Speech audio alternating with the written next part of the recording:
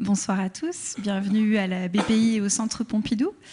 Dans le cadre des conférences organisées par le service Savoir Pratique et dans le cadre du cycle Oser la récup, nous vous proposons ce soir la conférence Oser les low-tech pour une innovation sobre et durable.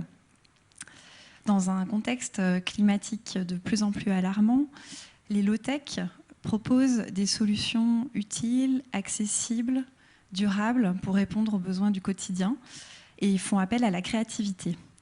Cette philosophie de vie et ces technologies sobres, résilientes et durables sont-elles l'avenir ? Pour en discuter ce soir, nous avons le plaisir d'accueillir Philippe Biwix, ingénieur et auteur de L'âge des low-tech et plus récemment du Bonheur était pour demain. Et également avec nous ce soir, Pierre-Alain Lévesque, ingénieur également et cofondateur du Low-Tech Lab. La conférence de ce soir est diffusée en direct sur le site de la BPI et vous pourrez la retrouver en ligne puisqu'elle est filmée d'ici environ un mois sur la Web TV et sur la chaîne YouTube de la BPI. Je vous souhaite une très bonne soirée.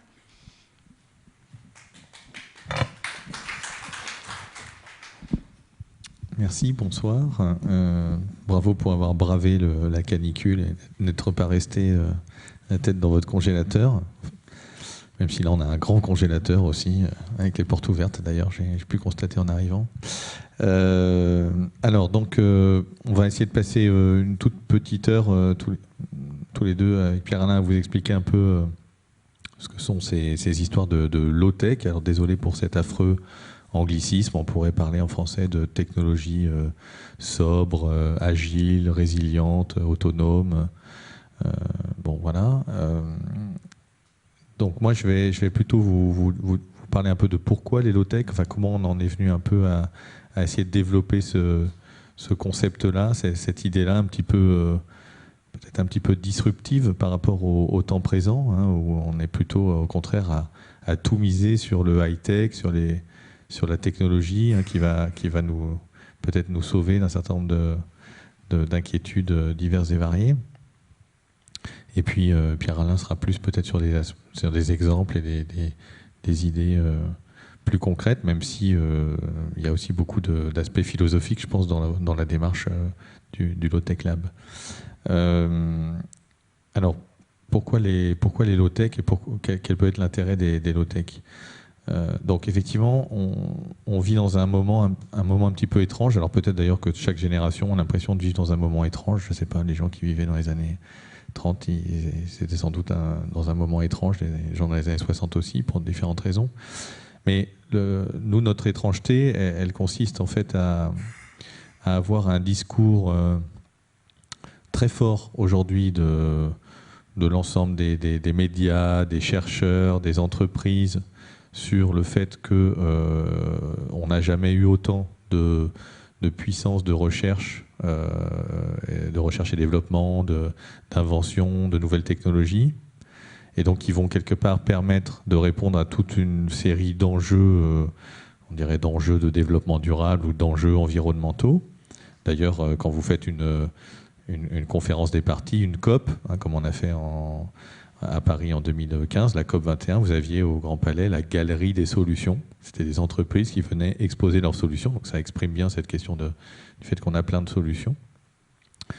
Donc voilà, on a toutes les solutions à notre disposition pour sauver la planète, je dirais. Hein. Donc alors ça peut être la voiture électrique ou la voiture autonome, ça peut être les énergies renouvelables, ça va être le numérique qui permet de faire une économie du partage, une économie de la fonctionnalité. Hein, on va se prêter les objets, on va se mettre ensemble dans des voitures, faire du covoiturage, qui fait qu'on va économiser de l'essence ou de l'électricité, etc., etc. Et on parle même pour les plus prospectifs, on va même plus loin, on parle de dire, bah oui, comme pour le climat, le coup est déjà parti, ça va se réchauffer quoi qu'il arrive, même si on arrêtait les émissions de gaz à effet de serre aujourd'hui, ça continuerait à se réchauffer, l'océan continuerait à se dilater, etc. Du coup, on pourrait peut-être prendre en charge la planète par géo-ingénierie, hein, donc on va jusque-là. Et puis, vous avez même des entrepreneurs un peu californiens ou d'obédience californienne, on va dire, à la Elon Musk ou Jeff Bezos, qui voilà, il y en a un qui veut terraformer Mars, l'autre veut conquérir la galaxie, envoyer 1000 milliards d'êtres humains dans la galaxie. Donc vous voyez qu'on a vraiment ces promesses que j'appellerais des promesses cornucopiennes, cornucopia, la corne d'abondance, sur le fait que grâce à la technologie, on va pouvoir continuer à consommer, à avoir le niveau de confort, de plaisir, je dirais, matériel qu'on peut avoir aujourd'hui, enfin que de plus en plus, en tout cas, de personnes ont au niveau de la planète. Pas tout le monde, évidemment. Il y a évidemment des inégalités criantes au sein des pays dits développés, mais ou entre les pays et au sein des pays émergents. Voilà. Donc cette promesse-là, d'un côté, toujours plus forte, hein, ça va très très loin. On parle même d'économie réparatrice, c'est-à-dire que non seulement les économies vont plus être salissantes ou polluantes, hein, comme elles l'étaient avant, elles vont être vertes, mais elles vont être même mieux que vertes, elles vont être réparatrices parce qu'on aura des technologies pour réparer la planète. Alors on peut nettoyer les océans du plastique, on peut faire revivre le mammouth. Je ne sais pas si vous avez vu ça, il y a des gens, les Russes notamment sont très branchés par ça, parce que comme ils retrouvent de l'ADN de mammouth dans le pergélisol qu'ils font, bah forcément, puis en plus le mammouth étant un animal par ailleurs très sympathique, ça serait, et peut-être qu'on pourrait le mettre en gestation chez une éléphante d'Asie. Donc tout ça, ça fait que le mammouth est un bon candidat à la résurrection. Donc finalement, pourquoi protéger les rhinocéros ou je sais pas quoi, parce que de toute façon, on pourra refaire vivre toutes ces espèces disparues. Donc voilà, des promesses très très fortes. Et puis de l'autre côté, au contraire, on a des signaux alarmants de partout, sur le changement climatique, sur la biodiversité, sur la pollution généralisée. Vous avez vu maintenant qu'il pleut du plastique partout. Il y a une étude qui est sortie il y a quelques semaines de ça, je crois que c'était publié dans Nature, où au fin fond des Pyrénées, dans une station météo, des chercheurs ont récupéré l'eau de pluie et il tombe en moyenne 365 particules de plastique par jour et par mètre carré, au fin fond des Pyrénées. Donc on est vraiment dans une pollution globale et généralisée. Alors on ne sait pas trop si le fait de manger ce plastique est très embêtant d'un point de vue santé, mais c'est un autre débat. Et donc, avec même des gens qui sont presque à parler enfin pas presque, qui parlent d'effondrement de nos sociétés industrielles, du fait que voilà, à force, ça ne va pas pouvoir durer. Alors, comment faire un peu le tri dans tout ça, et pourquoi la question des low-tech? Alors, les low-tech, c'est pas le retour à l'âge des cavernes, hein, au temps de l'âge de pierre ou à la bougie. Hein, c'est plutôt d'essayer de faire preuve un petit peu de techno-discernement. Et pourquoi est-ce qu'il faut faire preuve de techno-discernement? En fait, derrière toutes les promesses, alors d'abord, il y a eu depuis longtemps des promesses. Hein, on peut remonter comme ça pendant au moins plusieurs décennies et même en réalité plusieurs siècles quand on relit des auteurs un peu anciens comme Condorcet, ou des auteurs du 19e siècle comme Marcelin Berthelot, par exemple, un chimiste qui promettait que la fin dans le monde serait résolue grâce à la chimie, des choses comme ça. Donc les promesses, elles ne sont pas tellement nouvelles. Les promesses d'abondance par la technologie, il y en a toujours eu. L'espèce humaine a toujours eu tendance, à chaque fois qu'on inventait un nouveau procédé, que ce soit pour, je sais pas, produire des engrais, pour exploiter l'énergie et les énergies fossiles, etc. Il y a toujours eu ces promesses-là. Et dans les années 50, à partir des années 50, ça a vraiment pris des proportions très fortes. Et si vous prenez le métier de futurologue est inventé dans les années 50. Et donc ces prospectivistes, qui étaient souvent d'ailleurs des économistes ou des gens issus des sciences sociales, ont très vite promis le bonheur du genre humain par la technologie. Donc dans les années 50, il y avait tout le monde espérait que le nucléaire allait être une énergie quasiment infinie, gratuite, pour ne pas parler de la fusion nucléaire même. Et donc on allait avoir des bases lunaires avant l'an 2000, les pauvres seraient obligés de se déplacer en avion hypersonique collectif parce qu'ils n'auraient pas de quoi se payer une fusée personnelle. Enfin, on retrouve dans des rapports très officiels, dans des livres, etc., toute une série de choses assez sympathiques comme ça. Donc les promesses, elles sont pas forcément nouvelles. Et d'ailleurs, les promesses d'effondrement ne sont pas tellement nouvelles non plus, parce qu'en face de ces cornucopiens, comme on les appelait, enfin comme les appelaient leurs adversaires ou leurs détracteurs, il y avait en anglais on parlait de doomsdayers, les prophètes de l'apocalypse, et eux en fait ils disaient qu'on allait aller à la famine, etc. Et bon, quelque part tout le monde s'est un peu trompé, et on est toujours un peu dans ce débat aujourd'hui, avec des gens qui nous disent que tout va bien se passer, et grâce à l'intelligence artificielle, etc., on va faire plein de choses formidables, et puis des gens qui nous promettent la catastrophe pour demain ou après-demain. Alors je ne dis pas qu'il n'y aura pas catastrophe, c'est un autre débat, mais ce qui est important quand on prend toujours la question technologique, c'est qu'il faut parler de ressources. Alors les ressources, en particulier les ressources métalliques, c'est-à-dire des ressources non renouvelables, c'est-à-dire des choses qu'on va aller chercher dans les mines, sous une forme relativement concentrée. Hein, c'est la planète, la nature vivante de la planète qui concentre comme ça pendant des millions, des dizaines de millions d'années, des centaines de millions d'années parfois, des ressources minières. Alors vivantes parce qu'il y a eu des développements il y a la création de montagnes, il y a la tectonique des plaques, il y a le cycle de l'eau, le cycle de l'oxygène qui fait de l'érosion différentielle, etc., qui va venir lécher comme ça un certain nombre de minéraux et qui va finir par concentrer des choses. Et nous, on va aller piocher dans ce stock, qui est en fait un stock. Donc d'un point de vue purement physique, pour même pas dire mathématique, le principe d'un stock, c'est que vous tapez dans ce stock à une certaine vitesse, et puis à un moment, ce stock, il est terminé. Alors on est très loin d'avoir terminé le stock, très certainement, et le génie humain, si je puis dire, va faire qu'on va sans doute aller chercher ce stock dans des endroits de plus en plus improbables, sous les océans, j'en sais rien, dans des endroits un peu inexplorés aujourd'hui, comme l'Antarctique peut-être dans le futur. Il y a même des sociétés qui se sont montées pour faire de l'astéroïde mining, oui, aller chercher des trucs dans l'espace. On verra bien ce qu'il en est, c'est assez prospectif. Mais le problème des ressources, c'est qu'effectivement, donc, cette notion mathématique de dire à un moment, forcément, je ne peux pas continuer à faire plus 2 ou 3% de croissance par an, c'est ça qui se passe aujourd'hui, hein, que ce soit dans l'énergie ou dans les ressources. Il faut savoir qu'on a... donc, quand on fait plus 2% par an, on ne s'en rend pas compte au début, les premières années, mais en réalité, ça veut dire qu'on va doubler tous les 37 ans, ça veut dire qu'on va multiplier par 7 tous les siècles, et en un millénaire, on va multiplier par 400 millions.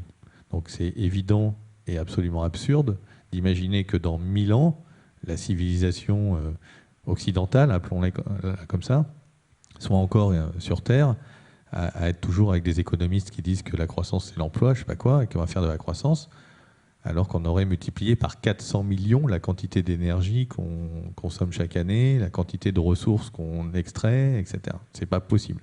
Donc pour l'instant, ça se passe, parce qu'on est au début de cette courbe exponentielle, on pourrait dire. On a multiplié par 2, 3, 4, 5, 10, ça dépend un peu des différents métaux, dans les 20-30 dernières années, notre extraction minière. Et cette courbe de croissance fait que dans les 20-30 prochaines années, on va extraire plus de métaux, pour chacun des métaux, des 60 métaux industriels qu'on utilise, que pendant toute l'histoire de l'humanité, ou presque. Donc on est dans une logique assez massive. Mais il y a un moment où, sans doute, la courbe devra se retourner, et puis on ne va pas tomber en panne demain matin de cuivre, ou dans 20 ans, ou de la même manière qu'on ne va pas un jour ouvrir le robinet de sa douche, et puis il n'y aura pas de gaz pour chauffer l'eau. Ça ne marche pas tout à fait comme ça. Il y a un moment, ce qu'on appelle un pic de production, et puis ensuite, on entame une décroissance. Alors, du coup, ces ressources, elles sont... même si on pense parfois un petit peu peut-être par un raccourci que, je ne sais pas, les énergies renouvelables, il y en a pour des milliards d'années, et puis c'est disponible à 10 000 fois peut-être la quantité d'énergie dont on a besoin aujourd'hui. Ce qui nous arrive sous forme d'énergie solaire aujourd'hui, c'est autour de 10 000 fois notre besoin énergétique mondial. Donc on n'a qu'à se servir, on n'a qu'à mettre des panneaux solaires, des éoliennes, etc. Mais ça serait oublié un petit peu vite qu'en fait, pour convertir, pour capter, pour stocker, pour utiliser cette énergie, il faut des métaux, il faut des ressources métalliques, avec d'ailleurs des trucs qui sont parfois, pas toujours, mais soit plus intensifs, c'est-à-dire que comme les énergies renouvelables, elles sont souvent moins concentrées, elles sont plus intermittentes, il faut en installer plus pour produire la même quantité, c'est plus intensif, ça utilise plus de métaux, parfois ça utilise des métaux plus rares.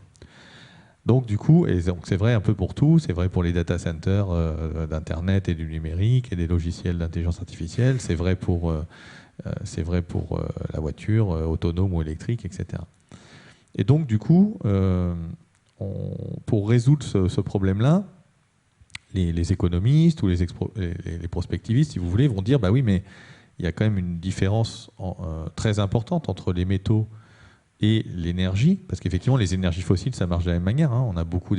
Il reste encore beaucoup de pétrole, il reste encore beaucoup de gaz, il reste encore beaucoup de charbon, trop sans doute d'ailleurs pour les limites de régulation climatique de la planète, mais c'est pareil, il y a un moment il faudra bien réussir à décroître parce que la géologie est ce qu'elle est, mais pour les métaux ça marche pas du tout comme ça. On n'a pas vraiment un problème de ressources parce qu'en fait on extrait ces métaux, mais après, ils ne sont pas perdus, ils ne sont pas brûlés comme un baril de pétrole ou un baril de gaz. Ils vont être stockés.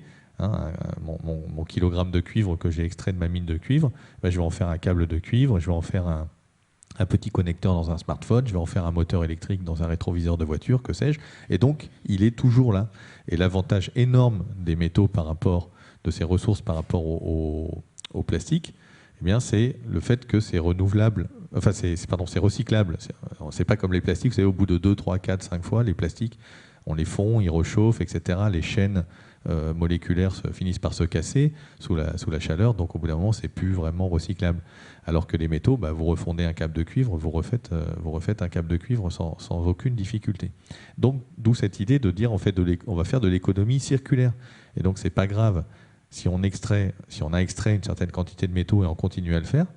Parce qu'en fait, on a besoin de tous se doter d'une certaine quantité de kilos de cuivre, de tungstène, de je sais pas quoi, de cobalt et autres pour faire nos batteries, nos objets. Puis après, youpla boum, on va pouvoir durer pendant des siècles et des siècles, ou des millénaires, grâce à l'économie circulaire. Voilà. Et malheureusement, en fait, ça marche pas du tout comme ça. Le monde réel et physique, matériel des objets qu'on conçoit, qu'on consomme, la manière dont on utilise tout ça, c'est juste pas du tout compatible avec l'économie circulaire. Pour 2 raisons essentiellement. La première, c'est qu'on utilise un certain nombre de ressources sous des formes qui ne sont pas récupérables, qui ne sont pas recyclables. On n'arrive pas à recapter la ressource en fin de vie après utilisation. C'est ce qu'on appelle les usages dispersifs ou dissipatifs.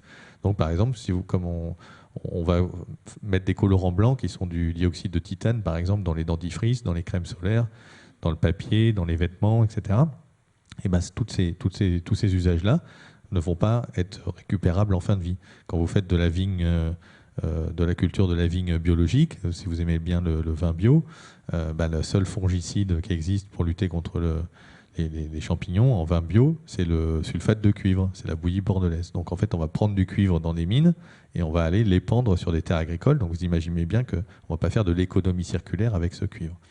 Et puis le deuxième effet qui fait que c'est très compliqué de recycler, c'est le fait de dire qu'une fois qu'on va récupérer la ressource, en fait, tous ces métaux, là, il y en a une 60aine à peu près dans notre système industriel, qu'on utilise à quelques dizaines de tonnes au niveau mondial, puis certains, c'est des dizaines de millions de tonnes, donc c'est très variable, c'est utilisé en quantité très variable, mais en fait, la plupart du temps, on ne les utilise pas sous leur forme pure et simple à récupérer, comme un câble de cuivre, justement, qui est un très bon exemple, mais souvent, la plupart du temps, on les utilise en alliage. On va mettre une dizaine de métaux différents avec du fer et du carbone pour faire des aciers spéciaux.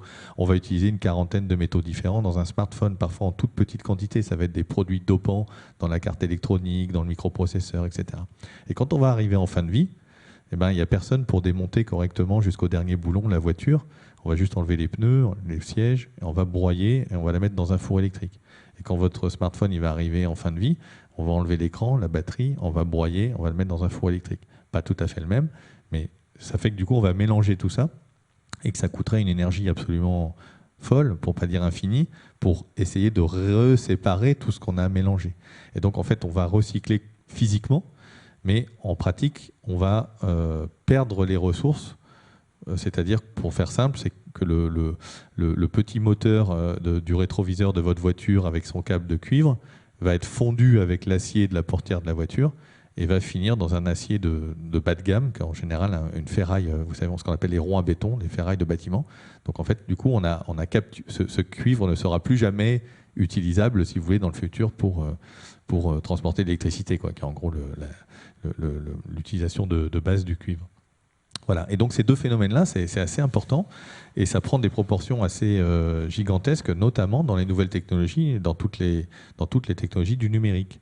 Pourquoi ? Parce que dans les cartes électroniques, etc., c'est des usages justement qui sont à la limite du dispersif, parce que c'est des toutes petites quantités, parfois des milligrammes, des dixièmes de milligrammes, et puis tout ça est un petit peu mélangé.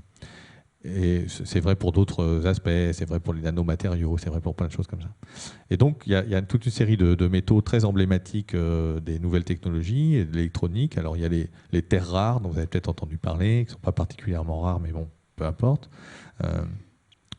L'indium qui sert dans les écrans plats, tous les écrans tactiles, les écrans plats, etc. Le tantal, enfin, plein de petits trucs comme ça. Je ne vais pas vous embêter avec la table de Mendeleïev, mais qui sont recyclés à moins de 1% au niveau mondial. Donc autant dire zéro. C'est-à-dire qu'en gros, voilà, votre smartphone, sur les 40 métaux, on arrive à en récupérer entre 10 et 15, à condition qu'il ne soit pas parti en Afrique de l'Ouest ou au Pakistan, hein, à condition qu'il ait rejoint la poignée d'usines de classe mondiale qui est capable de traiter ce genre de déchets. Et cette usine hyper high-tech et géniale, qui consiste en fait à une série de processus chimiques et métallurgiques, va récupérer 10-15 métaux sur les 40 et encore pas de manière, pas à 100%. Et tout le reste, vous allez me dire qu'est-ce que ça devient? Et ben, ça devient ce qu'on appelle du laitier, des laitiers, c'est-à-dire un espèce des trucs un peu mélangés, sous forme un peu de caillasse, de rocher. Et ça va faire en général des sous-couches routières. Enfin, on va utiliser ça aux endroits où on transforme les terres agricoles en pavillons comme sous-couche pour artificialiser le sol. Voilà, donc c'est ça le fonctionnement qu'on a. Et donc, c'est ça qui est un peu embêtant et qui, moi, m'a fait venir au low-tech. Désolé pour cette longue introduction, mais voilà, ça permet un petit peu de poser le cadre. C'est de dire finalement, ces promesses de high-tech, elles sont basées sur une consommation accrue de ressources, souvent des ressources d'ailleurs un peu plus rares, un peu plus difficiles à les trouver, à des endroits qui sont du coup des fois un peu moins géopolitiquement stables, je sais pas quoi, du platine en Russie, des terres rares en Chine, que sais-je. Et plus on fait des high-tech, plus en fait on s'éloigne de l'économie circulaire. Plus c'est difficile de reboucler le cycle des ressources et de dire je refais une portière avec une portière, je refais une boîte de conserve avec une boîte de conserve. On n'arrive pas à faire ça. Parce qu'en fait, c'est des produits beaucoup plus mélangés, beaucoup plus bourrés d'électronique, etc. D'où l'idée de dire, bah tiens, finalement, si je voulais faire un monde réellement durable, alors durable, j'entends pas durable sur 20 ans, durable sur le long terme, quelque part, eh ben, il faut avoir un usage un peu différent de nos ressources et avoir une conception de nos objets qui soit peut-être différente et pas systématiquement se jeter sur le high-tech. Alors, après, moi, bien entendu, on sait que le progrès technologique est ce qu'il est et a apporté sans doute plein de choses très très bien. Moi, j'adore le dentiste des années 2010 par rapport au dentiste des années 1970. Il n'y a pas de problème, c'est beaucoup mieux. La radio numérique, je sais pas quoi, enfin, on va trouver 1000 usages médicaux ou autres qui fait que du coup, on ne veut pas rejeter forcément en bloc ces progrès-là. Il ne s'agit pas de revenir forcément au rouet de Gandhi et je sais pas quoi, filer à la main et tricoter tous nos pulls au vert. Ça serait, on en aurait beaucoup moins par personne, en tout cas, ça c'est sûr, si on sait ça. Mais il faut essayer de se poser la question, de dire est-ce qu'il y a des choses par contre qu'on peut éviter, ou en tout cas dont peut-être dont on pourrait questionner l'utilité sociétale d'un certain nombre d'usages. Alors j'aime toujours un peu citer mes 2-3 exemples. Par exemple, maintenant, vous avez vu peut-être qu'il y a on nous prédit une explosion des objets connectés. Donc, de l'Internet des objets. Alors ça a commencé peut-être timidement avec la montre d'Apple, bon, qui n'a pas trop marché. Puis alors maintenant, tous les 3-4 ans ou tous les 5 ans, il y a des rapports officiels qui nous prédisent qu'on va avoir le réfrigérateur qui fait les courses tout seul, etc. Vous voyez, tous les objets connectés à Internet. Bon, et on atteint des niveaux un petit peu effrayants aujourd'hui. Enfin, des objets, si vous allez vous amuser à aller à quelques salons un peu de la tech, vous voyez, il y en a un peu partout. Enfin, un peu partout. Il y en a en tout cas à Paris et à Las Vegas, par exemple. Bon, vous trouvez des trucs assez improbables. Alors, je ne sais pas, le distributeur de croquettes pour chat connecté. Donc, ce n'est pas le chat qui est connecté, c'est le distributeur. Enfin, le chat peut être connecté aussi, si vous voulez. Donc, c'est un truc... il y a une balance donc, qui pèse votre chat. Donc, sur smartphone, vous pouvez suivre la courbe de votre chat pendant les vacances. Ça distribue du coup la bonne quantité de croquettes. Et il y a une caméra avec un dispositif de reconnaissance faciale du chat pour éviter de nourrir tous les chats du quartier, des trucs comme ça. Vous avez la robe connectée. Alors, la robe connectée, c'est une robe qui est connectée avec votre calendrier électronique et qui vous rappelle que vous ne l'avez pas sorti depuis longtemps, par exemple, ou qui se connecte avec la robe de votre copine pour être sûr qu'à la soirée de l'ambassadeur, vous n'allez pas vous retrouver avec la même robe que votre copine, choses comme ça. Voilà. Donc ces trucs-là, est-ce que c'est vraiment aussi utile que le dentiste numérique? C'est une question. Alors les low-tech, du coup, une fois qu'on a dit ça, qu'est-ce que ça veut dire? Parce que on pourrait dire un vélo, par exemple, moi un vélo c'est hyper low-tech, c'est hyper résilient, c'est hyper autonome, c'est hyper agile, c'est sobre, c'est beaucoup plus sobre qu'une voiture évidemment en termes de ressources, même quand c'est un vélo à assistance électrique d'ailleurs, parce que la taille de la batterie à la limite par rapport à ce que j'aurais économisé comme ressource d'une voiture, c'est forcément très bien. Donc on pourrait dire le vélo c'est super, c'est low-tech. Bon, mais en fait un vélo en vrai, pour le fabriquer c'est hyper high-tech. C'est difficile de fabriquer un câble de frein, c'est difficile de fabriquer un dérailleur, c'est difficile de vulcaniser du caoutchouc et du butadiène pour faire des pneus. Donc en fait, en réalité, on voit que c'est très difficile de donner une définition, enfin de mon point de vue, une définition au low-tech ou un label low-tech. On dit ah oui, ça c'est low-tech, mon stylo il est low-tech ou il l'est pas. Parce qu'en fait, il y a une question d'usage, il y a une question d'appropriation par celui qui utilise l'objet. Mais il y a aussi la question de la fabrication, et souvent la fabrication, pour différentes raisons, elle est de toute manière devenue high-tech parce qu'elle passe par des grandes usines de fabrication métallurgique ou de ressources, etc. Donc en fait, la frontière est très perméable et je pense qu'on s'épuiserait à essayer de dire ça c'est low-tech, ça c'est high-tech. Et donc moi j'aime bien dire que les low-tech c'est une démarche. En fait, c'est un peu comme le zéro déchet. On ne peut pas être 100% zéro déchet, ça ne marche pas. Il y a des gens qui disent qu'ils mettent tous leurs déchets de l'année dans un bocal et qu'après ils font des œuvres d'art avec. Mais en fait, non, ça ne marche pas comme ça tout à fait parce qu'en réalité, quand vous jetez 1 kilogramme à la maison, il y a 4 kilogrammes qui ont été jetés par l'industrie à côté et que dès que vous prenez une voiture, par définition, il y a un moment, il faudra faire la vidange ou changer les pneus et ça va générer des déchets bien plus importants que ce que vous mettez dans votre bocal. Mais par contre, ça n'empêche pas d'avoir toute une démarche enthousiasmante et sympathique d'aller vers le zéro déchet. Le low-tech, c'est un peu pareil, c'est de se dire finalement, comment est-ce que je peux réduire, en ayant cette réflexion un peu peut-être plus technologique, je ne sais pas, comment je peux réduire mon empreinte ressource ou mon empreinte énergétique avec une autre manière de prendre le problème, c'est-à-dire pas vouloir faire forcément la voiture du futur bardée de technologie, etc., qui va consommer un peu moins parce qu'elle est ultra optimisée au niveau de sa motorisation et autres, mais de se dire finalement comment je prends les choses différemment. Alors cette démarche, pour moi, c'est trois questions, c'est de poser 3 questions principalement. La première, c'est la question du pourquoi. Pourquoi est-ce que je produis? Pourquoi est-ce que je consomme quelque chose? La deuxième question, c'est le quoi. Qu'est-ce que je consomme? Qu'est-ce que je conçois?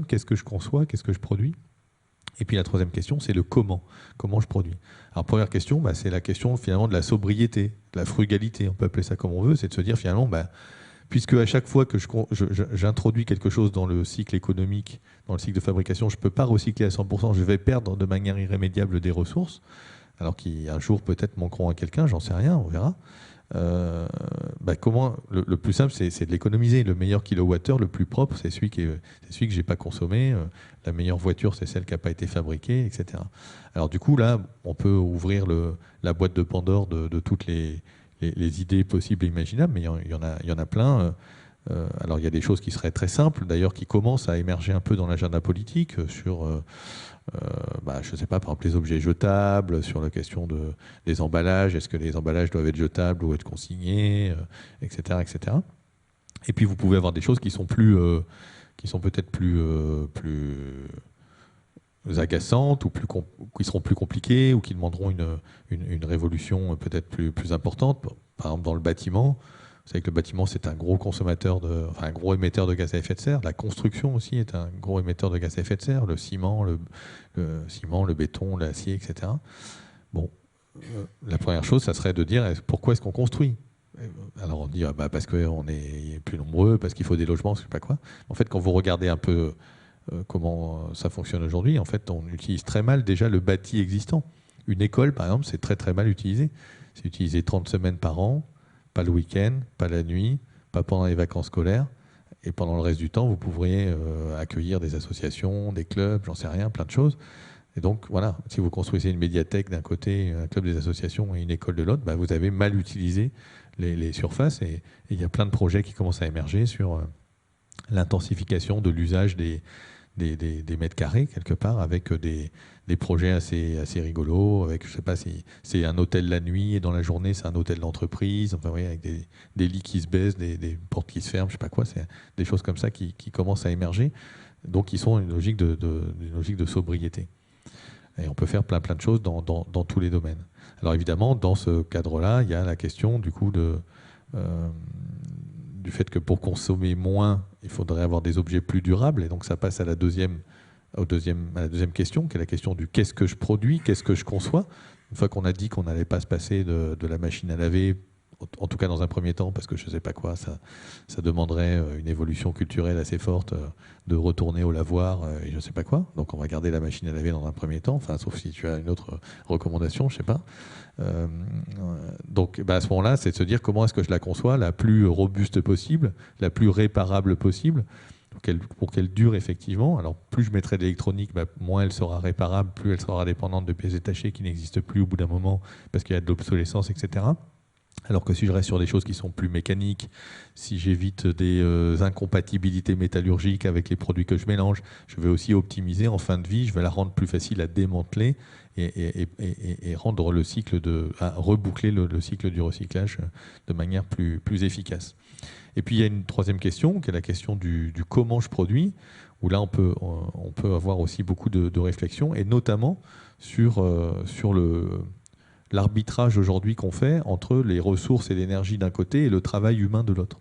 Dans des pays, en tout cas comme la France, enfin les pays occidentaux, où aujourd'hui, en fait, on vit dans un paradigme du 19e siècle.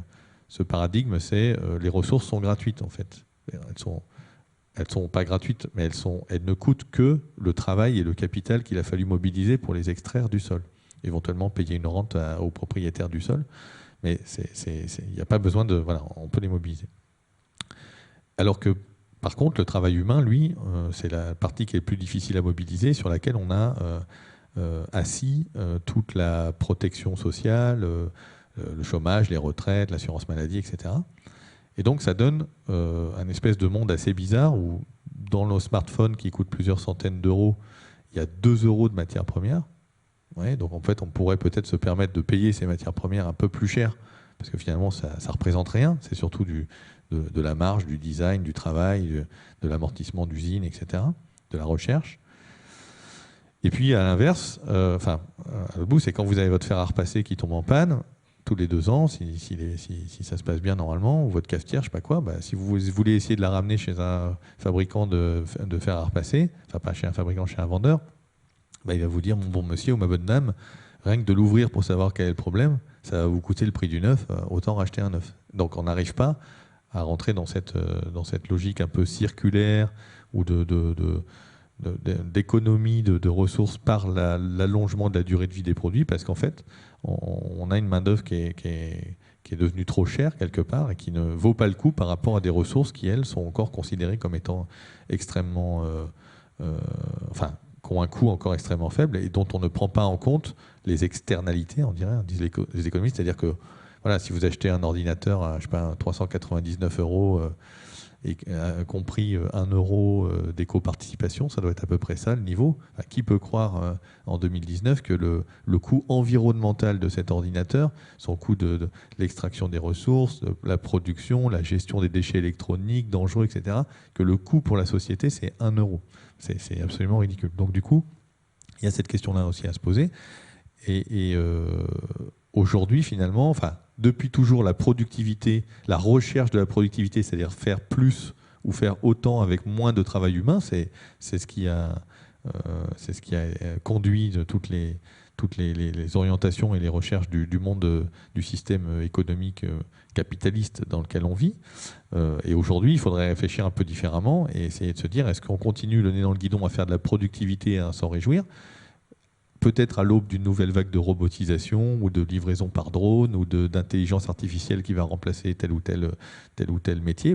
Quand vous remplacez un guichetier ou un agent d'accueil par une borne d'accueil qui certes ne fait pas grève, est disponible 24 heures sur 24 et je ne sais pas quoi, vous avez remplacé du travail humain par de la consommation inéluctable de ressources, d'énergie et avec le coût environnemental associé.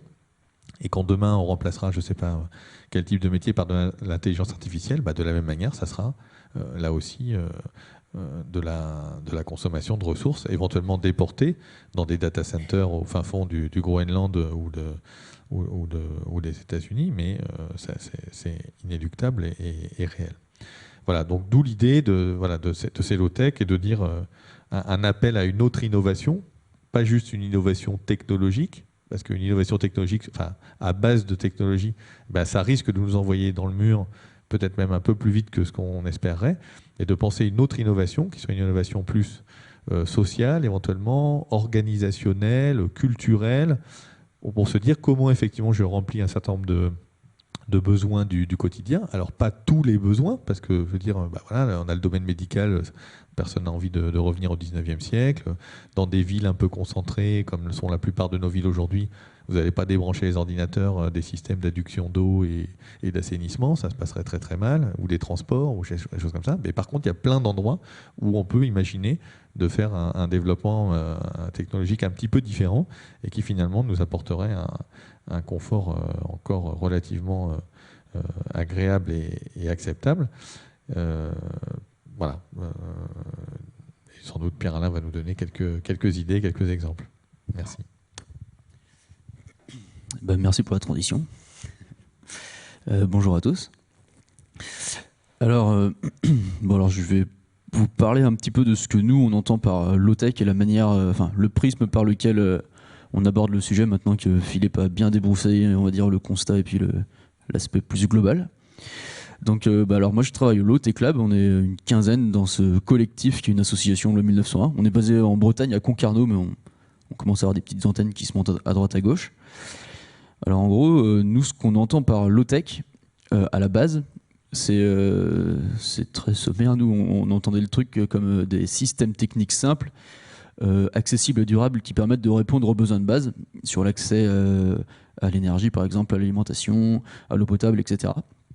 Puis c'est vrai que les travaux faits notamment avec la fabrique écologique et la nouvelle note qui est récemment sortie, que je vous invite à aller voir d'ailleurs, nous permet d'avancer dans le concept, etc. Et on aime beaucoup l'idée que ce soit une démarche finalement, parce qu'effectivement on se rend compte que c'est plus de la low-techisation de système plus qu'effectivement que des low-tech. Donc en gros, pour la petite histoire, nous on n'est pas entré dans le monde des low-tech par la même porte que Philippe a priori, parce qu'on s'est né, nous, cette idée-là au Bangladesh dans le début des années 2010. Avec l'équipe, on travaillait là-bas à la mise au point d'un matériau composite à base de fibres naturelles de jute pour remplacer la fibre de verre en application composite. Donc par exemple pour faire des bateaux ou des chaises ou ce qu'on veut. Et en fait, du coup, alors d'une part déjà ce matériau-là nous commençait à nous questionner sur l'aspect de low-tech parce qu'effectivement c'est déjà un peu plus low-tech que de l'utilisation de fibres de verre pour des performances qui peuvent être équivalentes. Et puis la vie, surtout avec les Bengalis, nous a montré en fait plein d'exemples d'ingéniosité locale, de gens qui développaient des low-tech pour répondre à leurs problématiques locales, souvent avec une efficacité meilleure et du coup un impact sur l'environnement qui était également meilleur. Et du coup, le fait de voir ça nous a questionné, nous en tant qu'ingénieurs, un peu geeks de la technique, on a regardé un peu ce qui se passait à droite à gauche dans différents pays. Notamment, principalement sur les pays de la ceinture tropicale, parce que nous, ce qui nous animait à ce moment-là, c'était plus l'aspect comment est-ce que des gens pourraient répondre à leurs besoins qui ne sont pas aujourd'hui satisfaits. Et on s'est rendu compte qu'il y avait cette espèce d'ingéniosité locale, mais qui se passait vraiment partout en fait. Il n'y a pas que des mauvaises nouvelles, il y a aussi des trucs chouettes, mais on n'en entend pas souvent parler.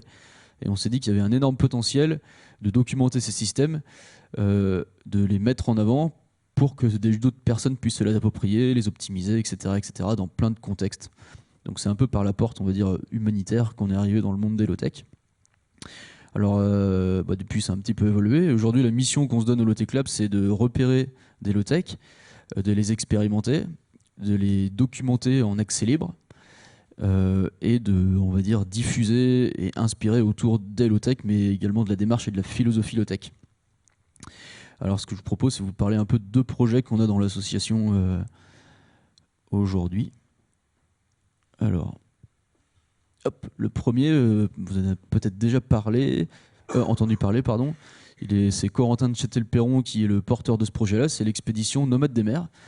En gros, c'est le projet qu'on a lancé suite à cette espèce de réflexion qu'on a eue dans les années 2010. Donc c'est un bateau qui fait 15 mètres de long, qui s'appelle Nomades des mers, qu'on a équipé à Concarneau, qu'on a racheté, c'est un bateau d'occasion et qu'on a équipé à Concarneau, avec l'idée d'en faire à la fois un outil de rencontre d'inventeurs de low-tech dans de nombreux contextes de la ceinture tropicale, un laboratoire d'expérimentation.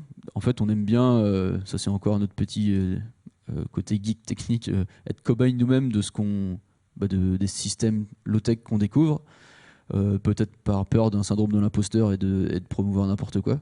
Du coup, le bateau, c'est une sorte de laboratoire où dedans on va retrouver, quand c'est approprié, des low-tech. Voilà. Donc, par exemple, à bord, on a une culture de spiruline pour avoir un complément de protéines. On a des élevages d'insectes comestibles. Récemment, là, on a mis des mouches soldats noirs. Alors, les mouches soldats noirs, en fait, on a mis des toilettes sèches. Et pour le coup, les toilettes sèches, c'est pas vraiment adapté à un bateau parce qu'on est hors sol et c'est compliqué de faire du compostage et ensuite de réutiliser le compost. Et on a découvert les mouches soldats noirs. Et alors, c'est des mouches qui font des larves dans de la matière organique. Et les larves, elles vont, en 2 semaines, je crois, elles vont prendre 6000 fois leur volume. Et donc, elles ont besoin d'énormément de nourriture. Donc, en gros, ça bouffe entre 50 et 80% de volume. Ça réduit de 50 à 80% la matière organique qu'on peut avoir sous la main. Donc, en 3 jours, elles ont bouffé 15 jours de toilettes sèches en 3 jours. Donc ça, c'était super intéressant. Et en gros, la personne qu'on a rencontrée qui fait ça, elle, pour le moment, elle est à petite échelle, donc elle réduit le volume de déchets organiques pour que ce soit plus facilement compostable. Elle produit des larves de mouches soldats noirs qu'elle récupère, qu'elle sèche, parce que c'est 40% de protéines qui peuvent servir dans la nutrition animale et c'est 30% d'huile. Donc voilà, c'est juste un petit exemple pour montrer que les low-tech, en tout cas nous on considère ça comme une low-tech ou de la bio-utilisation, et que ça nous semble pertinent dans pas mal de contextes. Et là la personne justement elle veut passer à l'étape supérieure pour traiter 300 tonnes de déchets par an et que ça fasse pour le coup un business qui tienne la route et qui à la fois associe l'aspect écologique avec celui économique. Alors comme petit exemple, et puis des petites leçons qu'on a aussi appris en tant que novice des low-tech et de l'appropriation de ces systèmes au début, une des premières escales qu'on a fait, c'était au Sénégal, à Dakar, sur la thématique de l'éolien, parce que Dakar, c'est sur une pointe, il y a énormément de vent, etc. Et on a travaillé avec des makers d'un tiers-lieu qui s'appelle Kertiosan, là-bas, sur le sujet de la fabrication d'une éolienne. Et donc nous, on est arrivé avec les plans d'une éolienne qu'on verra en photo tout à l'heure, que sûrement vous connaissez, qui s'appelle l'éolienne Pigot, qui a été mis au point par Hugues Pigot sur l'île de Scorrègue en Écosse. En gros, qui est une éolienne autoconstruite de A à Z. On fabrique tout, les pales, le corps, même la génératrice. On s'amuse à faire des bobines en cuivre, on met des aimants néodymes dedans, etc. Et les plus petits systèmes font 200 watts. Alors on fabrique ça avec les makers là-bas. Et à un moment donné, à la fin de la construction, ils nous disent c'est sympa votre éolienne, déjà elle est un peu compliquée à construire. En plus des aimants néodymes, chez nous, ça coûte cher et puis chez nous on va pas en trouver. Et en fait, on n'a pas du tout besoin d'autant d'énergie, quoi. En fait, les primo-accédants, ils ont besoin de quelques dizaines de watts pour recharger un téléphone et avoir de la lumière. Donc en fait, ils ont complètement mis de côté ce qu'on avait fait, et ce qui était normal. Et ils se sont dit, on va aller voir à Koloban, qui est un endroit justement où on récupère, où on envoie généreusement nos déchets électroniques. Ça finit là-bas. Donc il y a une sorte de gros pôle de recyclage un peu informel, qui s'est mis en place. Et en fait, ils ont récupéré tout simplement des moteurs pas à pas qu'on trouve notamment dans les gros photocopieurs. Et ça, quand on le fait tourner, ça fait de l'électricité. Et c'était suffisant pour répondre aux besoins. Donc en fait, pour moins de 5-10 euros, on peut fabriquer une petite éolienne qui répond aux besoins locaux. Donc ça, c'était une bonne première leçon, la subsidiarité, qu'un système technique est bien plus pertinent quand il est conçu dans le contexte pour lequel il est fait, et pas dans un bureau ou à des milliers de kilomètres de là. Puis ça permet de questionner également la notion de besoin dont tu parlais tout à l'heure. De quoi, quel est le besoin de base en fait, quel est le bon dimensionnement à faire pour son système. Un autre exemple, au cours du périple, pour sortir un peu de la technique, on était pas loin de Pondichéry en Inde. Il y a l'entreprise Practi là-bas qui fabrique des cuiseurs domestiques économes. Il y a encore 3,5 milliards de personnes qui font leur cuisine sur un feu de bois. Et les cuiseurs domestiques économes, c'est une des premières low-tech qui a été développée depuis les années 60 par pas mal d'ONG. Et donc eux, Practi, ils en produisent.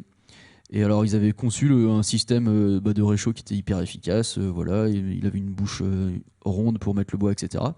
Puis au moment de la confrontation avec les populations, en fait on préférait le système que vous avez fait avant, qui avait une entrée carrée. Et oui, mais il est moins performant. Ouais, mais en fait on préférait quand même. Et puis on préférait quand il était brillant et pas mat, etc. Et en fait ça soulève le gros sujet la technique, ça fait pas du tout le travail d'appropriation. Il y a beaucoup de compréhension du contexte culturel, psychologique, etc. Et qui fait du coup intervenir du design, notamment. Et en gros, c'est à ce moment-là aussi qu'on s'est dit, faut qu'on sorte complètement de notre délire ingénieur technico-centré pour remettre l'humain et l'environnement au cœur du développement des innovations low-tech ou des low-tech. Parce qu'en fait, alors je suis pas sûr que les chiffres soient vrais, mais c'était intéressant ce qu'il disait, c'est qu'en gros la technique c'est 20% de la solution, et le reste c'est 80%, c'est le culturel, la compréhension du contexte local, etc., etc. Voilà en gros pour 2 petits exemples de ce qu'on a vu. Si j'en ai un autre derrière là, hop. Alors ça c'est un élevage de grillons qu'on a vu en Thaïlande, juste pour... Oh ouais, ça j'ai pas précisé. En gros nous on s'intéresse au low-tech principalement à l'échelle domestique, individuelle, voire petite entreprise. C'est pas du tout le seul contexte d'utilisation ou de réflexion sur les low-tech, mais nous c'est par ce prisme-là qu'on est arrivé. Et en gros, là par exemple, ça c'est un petit paysan en Thaïlande qui, pour compléter son activité, s'est mis dans la production de grillons. Alors nous, ça nous intéresse à la fois pour le modèle économique que ça lui rapporte, et puis également sur la réflexion pour la production des protéines animales.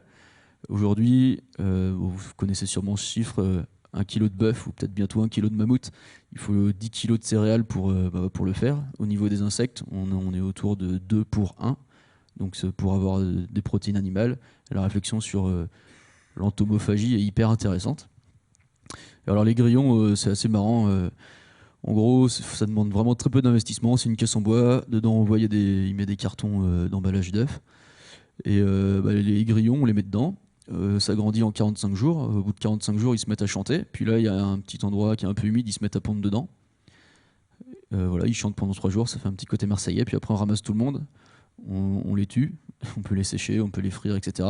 Et puis il y a les œufs qui sont là et qui permettent de refaire une nouvelle génération, etc. Donc c'est vraiment très simple. Et lui, ça lui apporte un bon complément de revenus. Donc voilà, ça c'était pour un autre exemple de ce qu'on considère comme low-tech. Et en gros, depuis le départ du bateau, alors en 2016, on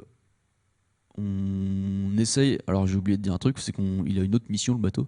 C'est un peu une sorte de support d'inspiration, on va dire, ou de diffusion de la démarche low-tech. Et pour ça, on travaille en contexte occidental. On travaille pas mal avec Arte sur une série documentaire. Donc la première saison, c'était Concarneau Thaïlande, a été diffusée en novembre dernier. Puis là, on est en train de faire la 2e saison qui est Thaïlande-Guatemala.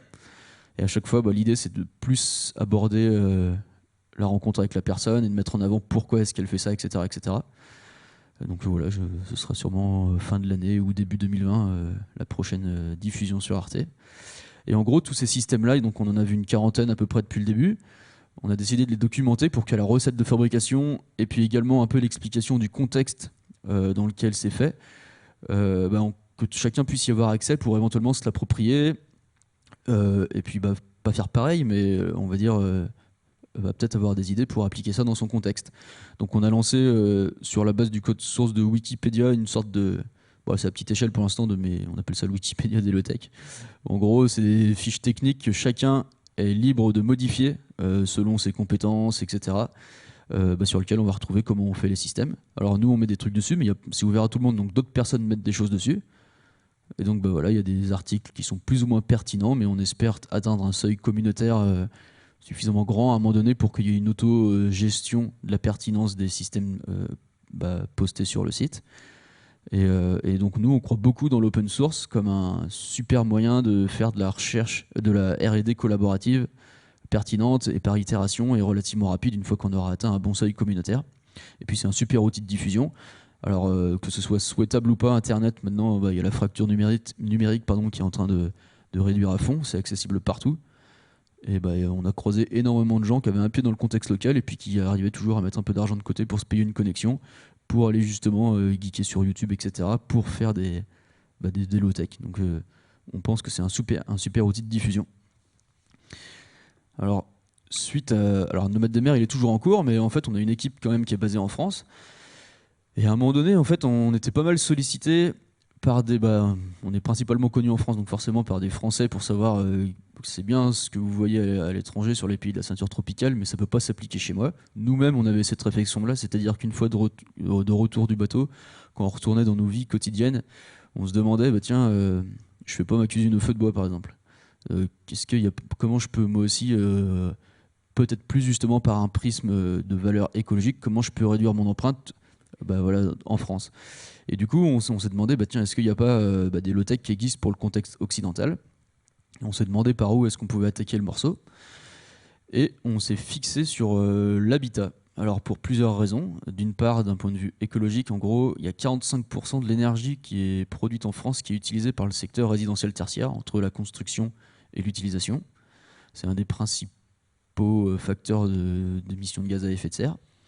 Au niveau social, par exemple, il y a plus de 4 millions de personnes l'hiver dernier qui n'ont pas pu se chauffer correctement parce qu'ils n'avaient pas les moyens de le faire.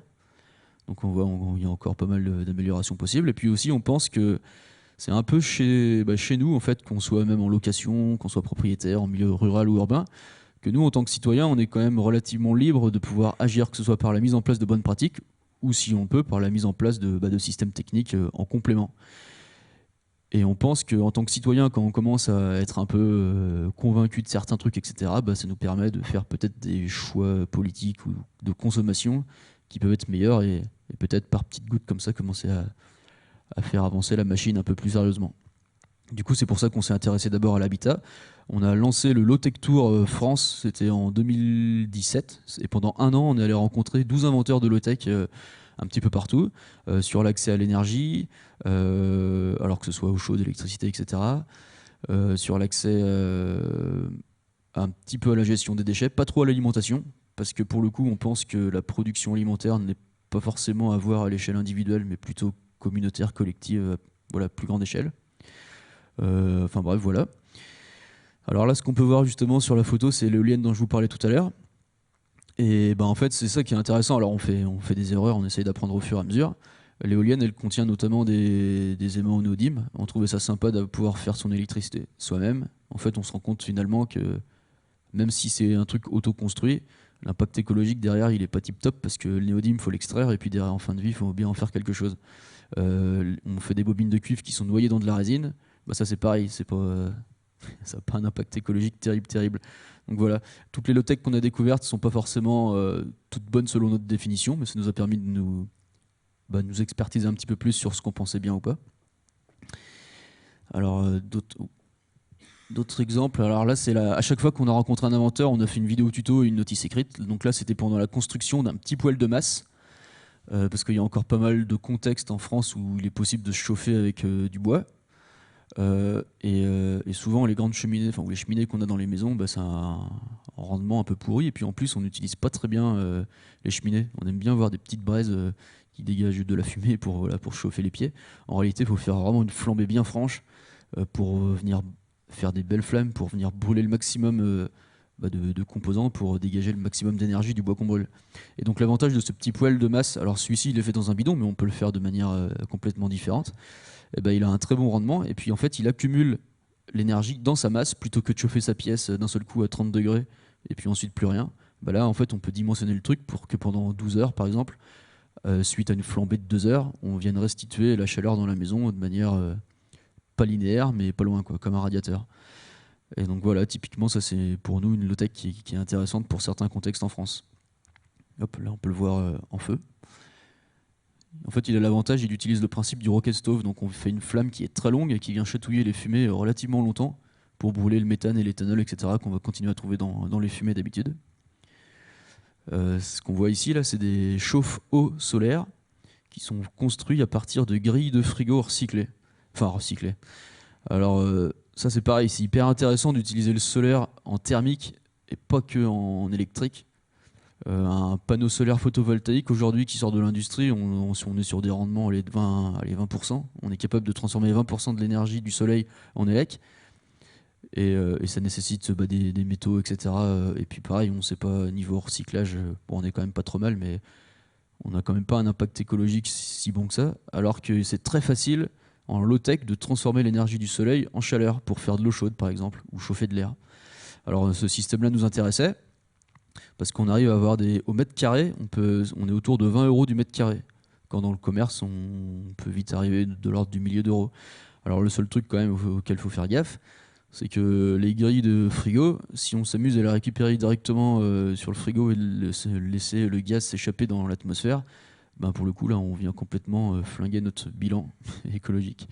Donc voilà, ça c'est intéressant de voir en fait selon la manière dont c'est fait. qu'on peut être bien ou pas. Mais n'empêche que c'est une super low-tech et globalement il faut utiliser le solaire en thermique et pas forcément en électrique.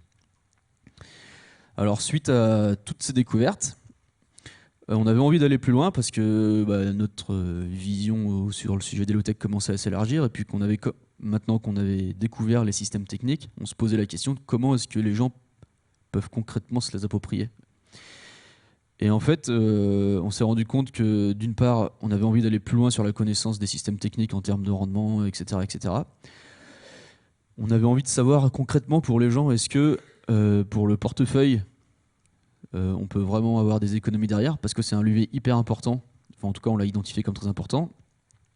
Et le troisième, alors il y a l'aspect écologique qui nous intéresse également beaucoup pour pas faire pire que bien. Et l'autre levier qui nous semble très important, ou du moins critère très important à étudier, c'est l'aspect d'ergonomie. Parce qu'en fait, et ça on l'a clairement identifié aussi, les gens ne vont pas passer à l'action si c'est contraignant d'utiliser des low-tech. Par exemple, les toilettes sèches, c'est facile de faire caca dans un seau et mettre de la cire dessus. Par contre, quand il faut amener le seau dans le tas de compost, là ça pose plus de problèmes. Et donc on a envie de comprendre, alors ça c'est un peu un exemple extrême, mais on a envie de comprendre selon les systèmes, quels sont où se met le curseur en fait. Du coup, on a lancé le projet d'Habitat Low-Tech, donc c'est cette petite maison. Alors, pour la définir, en gros, c'est sur la base d'une tiny house. Une tiny house, c'est une petite maison saturboise sur un plateau roulant. On promeut pas du tout les tiny house, c'est juste que pour nous, c'était une sorte de grosse mallette pédagogique qu'on pourra déplacer une fois qu'on aura fini notre expérimentation. Mais ça a des désavantages parce que, par exemple, on n'a pas une grosse isolation. On utilise encore du pare-pluie et des freins à vapeur qui sont des matériaux issus de la pétrochimie, etc., etc. Mais bon, c'est un compromis qu'on a fait parce que on va dire, manque de moyens, manque de temps, et puis que c'était un bon outil pédagogique, on est parti là-dessus. Et on a voulu y installer ce qu'on avait identifié comme un peu notre best-of de low-tech, adapté au contexte occidental, pour pouvoir passer plusieurs temps dedans. Donc là, on est en pleine expérimentation, on n'a pas du tout fini. On a commencé depuis le 1er avril, et il faut qu'on traverse un peu tous les types de saisons pour avoir des données intéressantes sur les critères écologiques, de retour sur investissement, et puis ergonomique. Donc là, l'idée, c'est qu'avec Clément, là, on est dedans pour l'instant, et après, on aimerait bien que d'autres types, parce que nous, du coup, on a sûrement le regard un peu biaisé, on n'est plus très objectif, d'autres types de personnes puissent passer dedans pour nous faire des retours sur justement les toilettes sèches. C'est pas possible, quoi. J'ai pas envie de sortir le seau. Par contre, le chauffe-air solaire, qui est le truc avec les ardoises qu'on voit en façade là, qui chauffe l'air l'hiver et qui permet de gagner, grâce au soleil, et qui permet de gagner en moyenne 6 à 7 degrés de chauffage dans sa maison. Et en fait, ça c'est intéressant parce que ça demande aucun entretien, ça fonctionne tout seul, ça souffle tout seul quand il fait beau, quand il y a de la chaleur dedans, ça se ferme tout seul quand il fait trop froid dans le système, etc. Donc voilà, l'idée c'est que pendant plusieurs mois, on va tester tout ça et ramasser des données. Alors juste par rapport au dimensionnement, ou du moins la démarche qu'on a utilisée pour dimensionner l'habitat, on est pas mal parti, ça rejoint un peu ce que tu disais tout à l'heure, avec la démarche négawatt en fait. C'est que le premier truc à faire quand on veut passer à l'action, parce que c'est souvent la question qu'on pose finalement, comme ouais, mais c'est bien beau, mais comment on fait? En fait, c'est de questionner ses besoins, c'est la sobriété. Par exemple, sur le cas du chauffage, le premier truc à faire avant de s'amuser à vouloir mettre un chauffe-air solaire ou même un nouveau chauffage, etc., c'est est-ce que j'ai besoin de ma maison à 21 degrés ou à 19 degrés par exemple? Ou est-ce que ma chambre elle a besoin d'être à 20 ou à 16 degrés, etc. Ça, c'est le premier truc que chacun est capable de faire en fait. Et rien qu'en faisant ce truc-là, on peut réduire à fond notre impact, même si derrière on ne met pas de système particulier. Ensuite, le deuxième point qu'il faut aborder, c'est l'aspect de l'efficacité. Toujours sur le chauffage. Maintenant que j'ai envie d'avoir ma maison à 19 degrés, comment je fais pour consommer le moins d'énergie possible pour avoir ces 19 degrés? Donc le truc qui paraît évident, c'est l'isolation par exemple. Ou alors par exemple au niveau des sources d'énergie possibles. Est-ce qu'il vaut mieux utiliser de l'électricité pour chauffer sa maison? Ou est-ce qu'il faut mieux utiliser par exemple le solaire thermique? Sachant que tout confondu, 80% de l'énergie qu'on utilise dans une maison, c'est pour faire de la chaleur. Et à titre d'exemple, on avait fabriqué un petit vélo générateur pour un peu que les gens sentent un peu ce que c'est que les watts. Donc en gros, quand quelqu'un de lambda pédale, il fait à peu près 50 watts. Donc par exemple, pour recharger un smartphone, il va falloir pédaler 5 minutes. Si on veut se faire bouillir 1 litre d'eau à la bouilloire, il va falloir 40 personnes avec nous à pédaler pendant le temps que l'eau a besoin de chauffer. En fait, ça permet un peu de sentir les watts. Et si on continue sur l'aspect de l'électricité, par exemple, si on prend la chaîne globale de l'électricité, souvent c'est produit dans une centrale nucléaire ou à charbon, etc. Et là, en fait, en moyenne, allez, ça a un rendement de 30%. Ça veut dire qu'il y a 60% de l'énergie qu'on met en entrée de l'usine qui se barre en chaleur. Il y a 30% qui part dans les tuyaux sous forme d'électricité. Et puis après, nous, si on est en électrique chez nous pour le chauffage, on retransforme ça en chaleur. Donc en fait, alors je dis pas qu'il faut faut changer les trucs, mais ça permet juste de se rendre compte en fait, sur quelle source d'énergie choisir. Et le troisième point ensuite, c'est justement, en fait c'était ça, c'est l'aspect énergie renouvelable. Comment, maintenant que je sais la quantité d'énergie dont j'ai besoin, comment je fais pour l'avoir. Et donc en fait l'exemple de l'électricité venait à ce moment-là. Donc en gros voilà, on est parti, du coup on a fait ça pour tous les postes de consommation dans la maison, que ce soit l'électricité, la chaleur pour se nourrir, la chaleur pour avoir de l'eau chaude, pour le cycle de l'eau dans la maison, etc. etc. Et voilà, ça nous a permis de dimensionner tout. Ensuite, en fait, l'idée c'est de montrer qu'on peut vivre confortablement mais de manière plus sobre. Et du coup, maintenant c'est en route. Et ça amène par contre la réflexion de comment je consomme également. Par exemple, là on a une petite phytoépuration donc, qui permet de faire l'assainissement de l'eau. Et du coup, quand on a ça, ça nous permet de nous questionner sur les produits qu'on met dans notre évier. Par exemple, si on veut que nos plantes vivent et les bactéries qui sont dans le sable pour pouvoir assainir l'eau, on va peut-être arrêter de mettre de l'eau de javel dans l'évier, par exemple. Et du coup, en fait, ce qui est cool avec cette expérience, du moins, puisqu'on s'est complètement mis hors réseau exprès pour avoir un peu la main sur tous les paramètres, c'est que ça nous reconnecte avec ce qui se passe derrière une prise électrique, ce qui se passe derrière un robinet, et ce qui se passe derrière tous les postes de consommation, en fait. Et en gros, voilà. Pour l'instant, on n'a pas encore beaucoup de résultats concrets parce qu'on vient ça fait pas très longtemps qu'on a démarré. En tout cas, vous pouvez retrouver sur YouTube. En fait, on fait une petite web série qui nous permet de suivre au fur et à mesure et d'apporter justement un peu de chiffres, etc., etc. Vous pouvez retrouver tout ça sur YouTube.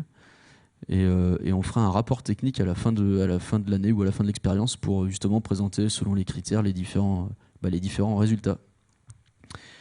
Et en gros, voilà pour les exemples que j'avais à vous présenter. Merci.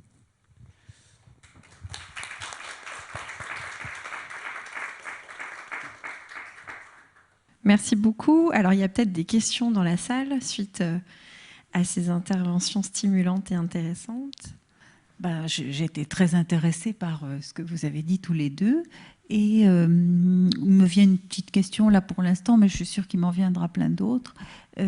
En ce qui concerne cette maison, l'eau, vous avez une certaine quantité d'eau et elle est fixe et elle est recyclable complètement, y compris pour la boisson ou Non, alors le cycle de l'eau, on est parti, alors dans notre contexte, on n'a pas accès à un puits ou quoi que ce soit, donc on récupère l'eau de pluie. On a une cuve de stockage dans le petit placard là qu'on voit à l'extérieur environ 300 litres. On a 80 litres qui est dans le ballon d'eau chaude et on a une citerne souple sous la terrasse qui fait 1,5 tonne. Cette eau-là, en fait, sur le sujet de l'eau, en fait, c'est assez intéressant parce que sur 148 litres, alors en moyenne que consomme un Français, il y a moins de 5% qui a besoin d'être potable pour l'alimentation et boire et manger. Donc, alors nous, ce qu'on fait, c'est qu'on boit l'eau de pluie, sauf qu'on a juste un petit filtre céramique juste pour les quelques litres qui ont besoin d'être potables, et le reste, on le fait pas. Sachant que c'est pas légal de faire ça encore, mais on est passé outre parce qu'on avait envie de faire ça. Et ensuite, ça va dans les eaux grises qu'on produit, que ce soit la douche ou l'évier, ça va dans la phytoépuration et c'est remis dans l'environnement. On a la chance d'être en Bretagne. Donc il fait beau plusieurs fois par jour, il pleut aussi du coup plusieurs fois par jour. Oui, c'est pratique. Et alors en fait on va être confronté à un problème, on s'en est rendu compte récemment, c'est que tant qu'on était en phase hiver, ou du moins jusqu'au printemps, notre surface de captation était suffisante. Par contre cet été on risque d'avoir des soucis, donc il va falloir qu'on double la surface de captation. Parce que là en théorie on peut ramasser 7000 litres, allez, à la grosse en prenant les chiffres, les prévisions, on peut ramasser 7000 litres d'eau sur l'année, sachant qu'un Français moyen c'est 54 000 litres d'eau consommée par an. Alors nous, on a réduit à fond. Par exemple, on a des toilettes sèches, ça fait 20% de l'eau qui est consommée, enfin du coup en moins consommée. On va tester une douche à recyclage qui devrait permettre de diviser par 5 la consommation d'eau, etc. Mais même en faisant un peu en mettant en pratique un peu des bonnes démarches et les low-tech, on va quand même pas avoir assez de surface de captation a priori, donc il va falloir qu'on augmente. Mais par contre, on réutilise pas l'eau qui sort de la phytoépuration, elle repart dans l'environnement. Vous avez parlé des insectes, des mouches, je crois, qui permettaient de diminuer le volume des toilettes sèches, c'est ça? Et si j'ai bien compris, vous réutilisez ces mouches. Voilà, ma question est-ce que sur le plan de la santé, il n'y a pas de risque de transmettre des maladies, voilà, dans le principe. Voilà. Alors, en théorie, normalement, les larves, elles ont la capacité de détruire beaucoup de pathogènes, tout ce qui est bactéries, etc. Mais ce qu'on fait, en fait, et ce qui est fait dans la majorité des cas d'utilisation, c'est que les larves sont ensuite utilisées dans la nutrition animale pour augmenter, pour pas que ce soit un cycle trop court, en fait. Ouais. Et sur le bateau, c'est pareil, c'est pas utilisé direct en consommation comme ça. Non, ouais, nulle part. Ouais. Enfin, faut augmenter le cycle pour être sûr, quoi. Ça n'est pas pour autant sûr, hein. Je veux dire, parce que c'est un sujet qui m'intéresse, il y a des choses qui se transmettent d'espèce à l'autre, et je pense que vous le savez aussi, et même d'espèces d'insectes à des humains. La maladie de Lyme, par exemple, voilà, donc il faut être très prudent avec ça. Mais bon, en tout cas, je salue l'effort que vous faites parce que ça me semble prodigieux et en plus très excitant, je crois. Et est-ce que vous avez un rapport avec les makers ou quelque chose comme ça, des gens que j'ai vus récemment à la Villette qui exposaient toutes sortes de choses? Notamment, j'avais, parce que je me souviens de ça, la façon d'économiser de l'énergie quand on fait de la cuisine en protégeant une casserole, en l'isolant par un truc relativement simple qu'on peut acheter à part. Voilà. Bah alors, ce qu'on appelle les makers, en gros, c'est les bricoleurs, quoi. Ça, c'est un nom pour définir les bricoleurs, pardon. Et je sais plus, on a déjà été à la Villette, c'était peut-être ça. Comment ? On a déjà été à la Villette, donc c'était peut-être ça que vous avez vu. Il y a Panda Fuji, qui est une petite entreprise qui fabrique ces jupes isolantes pour casseroles, là, justement. Peut-être. En tout cas, j'ai trouvé les gens qui faisaient ça très sympa. Bon, j'ai posé assez de questions maintenant aux autres. Ok, bonjour. Merci beaucoup pour l'exposé. Je veux juste savoir, il est comment la maison dedans ? En fait, on dort comment ? À l'intérieur, c'est comment cette maison ? C'est petit, ça fait 13 mètres carrés. Non, ça veut dire, oui, mais vous n'avez pas en photo d'intérieur ? Là non, mais si vous allez voir la web série, là vous verrez à l'intérieur comment c'est fait.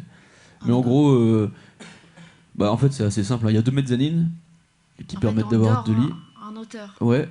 Et en gros, la salle de bain et toilette, c'est dans l'alignement du chauffe-eau là qu'on voit l'espèce de rectangle plus allongé. C'est derrière.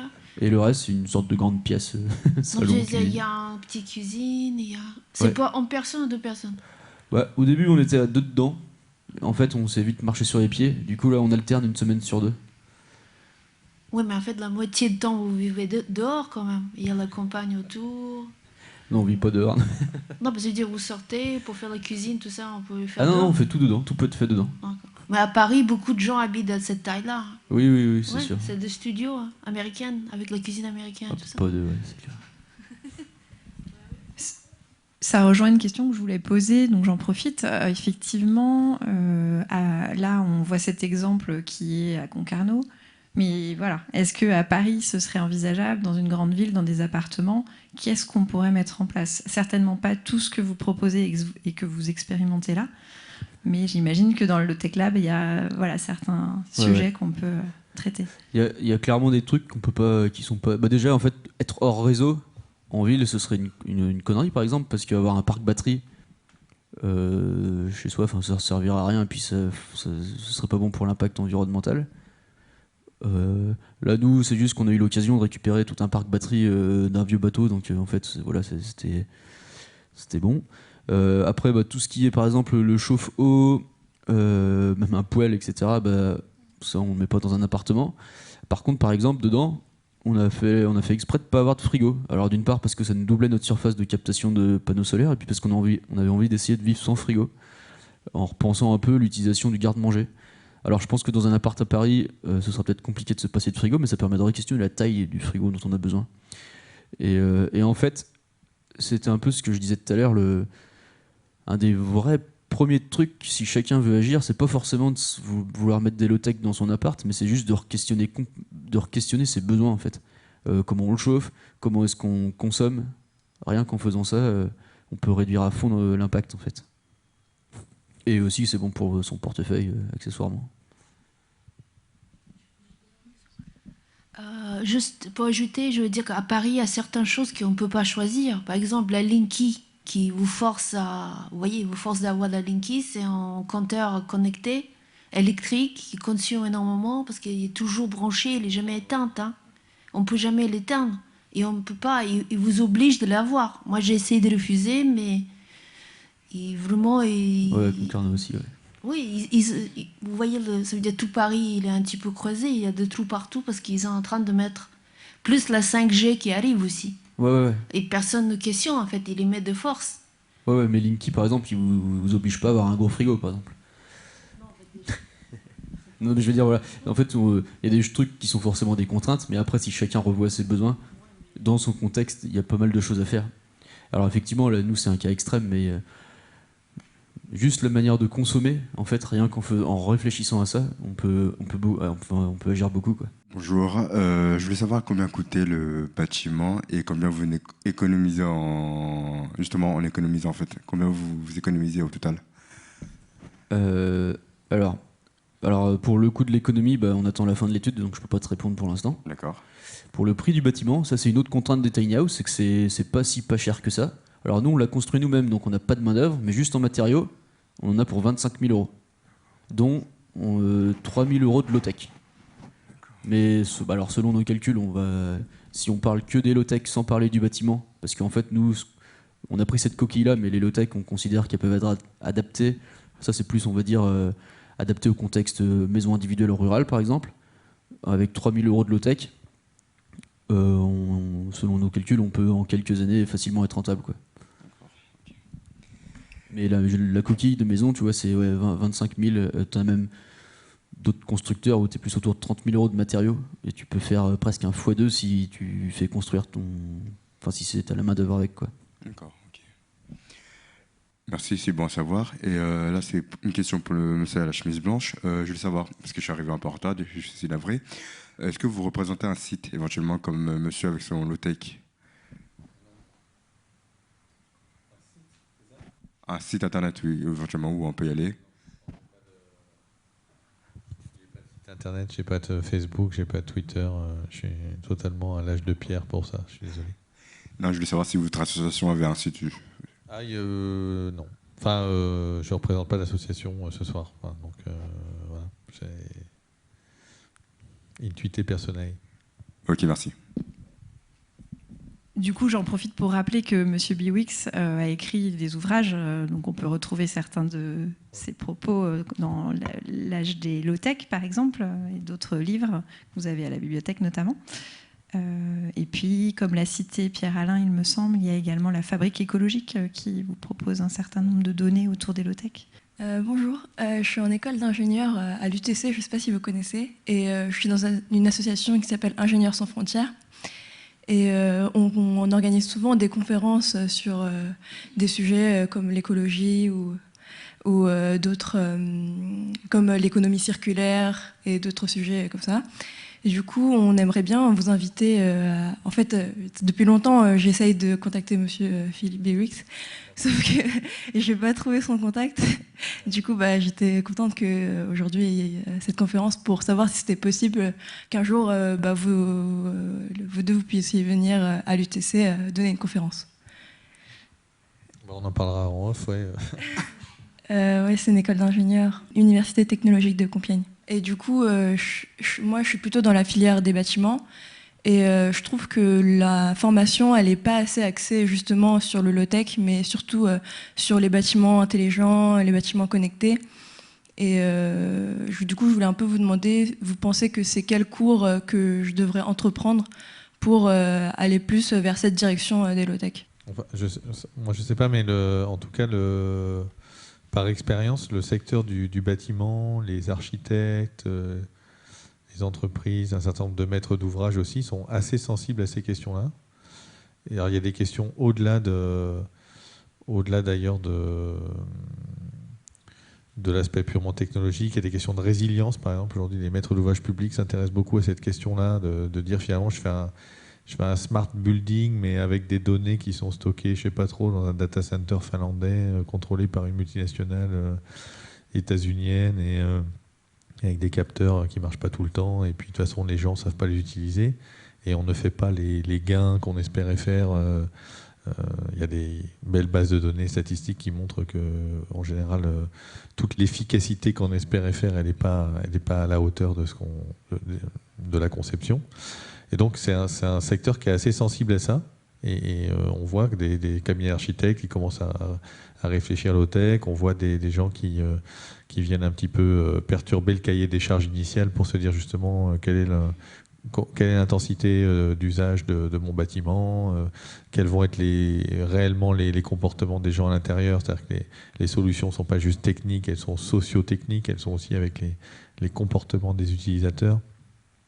Donc voilà, je ne sais pas s'il y a des cours là-dessus, mais en tout cas, c'est un secteur qui est plutôt, je ne vais pas dire en avance, parce qu'il n'y a pas de notion d'être en avance ou en retard, mais qui est sensible à ces questions-là. Plus peut-être que toute l'industrie plus traditionnelle, et qui est, voilà, c'est difficile d'aller parler de low-tech à, je sais pas, Airbus, quoi. Enfin, on voit bien que ça va être plus compliqué pour eux de s'emparer du concept, pour plein de raisons. Ça peut être des raisons de sécurité, ça peut être plein de choses.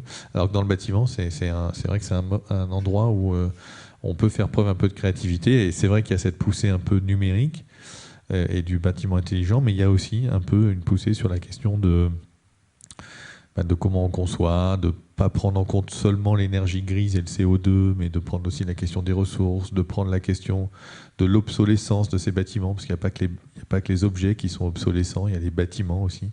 Donc les lieux, on sait qu'ils vont devoir changer de fonction. Comment est-ce qu'on peut les faire plus modulaires et dans le temps être capable de transformer des logements en bureaux ou en autre chose. Donc tout ça, c'est en train d'émerger un peu quand même. Oui, bonsoir. Je me faisais une petite réflexion en vous écoutant, parce qu'en fait, ce que vous proposez, ça s'adresse, on va dire, plutôt à un public de niche, enfin ceux qui sont bien conscients des choses qui se passent. Et je me dis, pour que ça marche, il faut qu'il y ait un effet de masse, c'est-à-dire que un maximum de monde adopte c'est low-tech. Enfin, j'aime pas trop ce terme, parce que je dirais plutôt l'utilisation de technologie, mais plutôt en mode éclairé, puisqu'en fait, on connaît l'utilisation des high-tech, mais en connaissant très bien les high-tech, mais on a préféré utiliser d'autres technologies, donc je dirais plutôt des technologies éclairées, ou si vous préférez un terme en anglais, je dirais enlightenment technology, par exemple. En fait, la réflexion que je me faisais, c'était est-ce que vous pourriez plutôt inviter des sociologues ou des philosophes? Parce qu'en fait, le problème qui est posé de nos jours, c'est plutôt l'hubris, c'est-à-dire la démesure avec laquelle on consomme l'énergie. Je pense que la plupart des gens ne connaissent même pas trop la règle 3, à savoir la quantité des kilowattheures qu'on consomme. Donc, monsieur, vous avez dit très bien, regardez, on mettait un vélo pour dire, bah, écoutez, pour avoir... je ne sais pas, vous voulez chauffer quelque chose, combien de kilowattheures il vous faut.